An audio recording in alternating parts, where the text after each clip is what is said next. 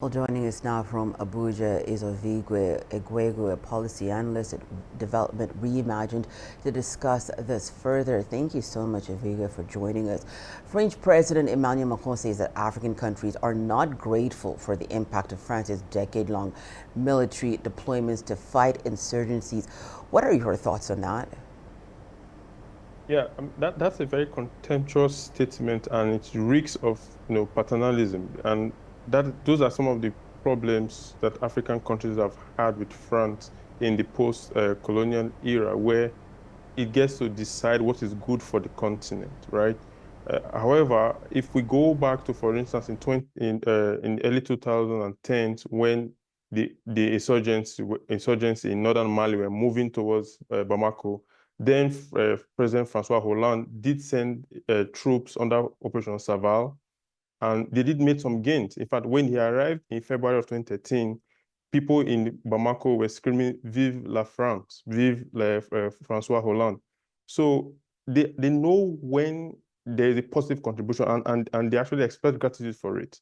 However, following that time, from 2013 till now, we're seeing French troops being kicked out.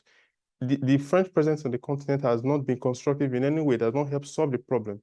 Countries like Burkina Faso have lost 40% of their territory to terrorists under French security partnership and leadership. How do you explain that to a Burkinabe person, that you have a partner, and with this partner, you're losing your territory, and you should be thankful for that? It's just not possible. Well, Macron's remarks have led to a backlash, especially in West Africa, and a number of countries are pushing for the exit of French troops. Ovigwe, what do you think the legacy of France is leaving behind on the African continent? And if you just look at it on a whole, what mistakes do you think it made on African soil? Yeah, so the French legacy is multi-layered, in the sense that the French, there's a colonial legacy, which was all manner of exploitation and the degradation of that part of the continent. And then we had the post-colonial era, where a lot of people have described that era as France-Afrique, where you have this really extractive dynamic in the relationship, still very much a hangover from the colonial period, where France determines the terms: exclusive military agreement, exclusive economic agreement, which didn't really allow for this part of the continent to really fully develop. And now the continent has matured to a point, like the Chadians are saying, they've matured in their sovereignty, and they actually want to take matters into their hands.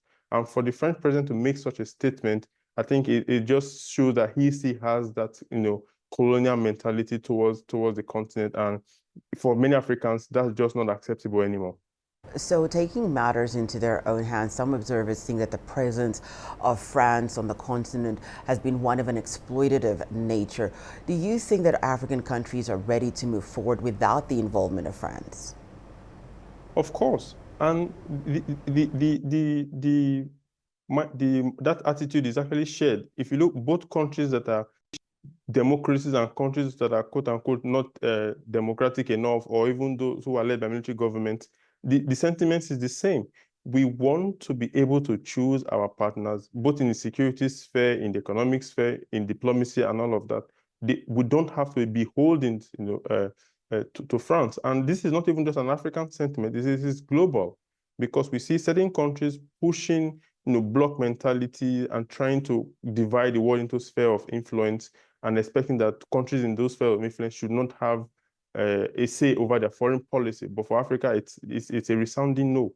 The countries in this part of the world want to be able to choose their partners, security partners, economic partners, and see how they can work with all of their partners, even France included, if it's ready to work on an equal footing for charting a better future for their citizens.